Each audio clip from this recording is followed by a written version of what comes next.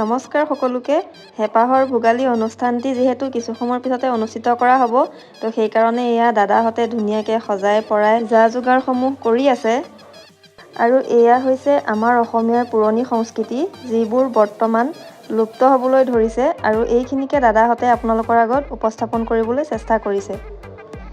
যিহেতু আৰু বেছি সময় নাই 6 বাজিবলৈ, তো সেইকাৰণে লাইট আৰু ছাউণ্ডৰ কামো চলি আছে। আৰু আমাৰ কিশোৰদাহঁত আহি উপস্থিত হ'লহিয়ে, আৰু গাঁৱৰ সকলো দাদা ভাইটি সকলোৱে মিলি ধুনীয়াকৈ আয়োজন চলাই আছে। আপোনালোক সকলোৱে দেৰি নকৰিব, একদম 6 বজাত আহি উপস্থিত হৈ যাব আৰু ধুনীয়াকৈ অনুষ্ঠানটি উপভোগ কৰিব। ভোগালী বিহুৰ শুভেচ্ছা জ্ঞাপন কৰিছোঁ। আৰু আপোনালোকে অভিজিত ৰাগৰো গান শুনিবলৈ পাব। আৰু আমাৰ এওঁ একদম পূৰা চকী পাৰাত ব্যস্ত, দেখিছেনে নাই?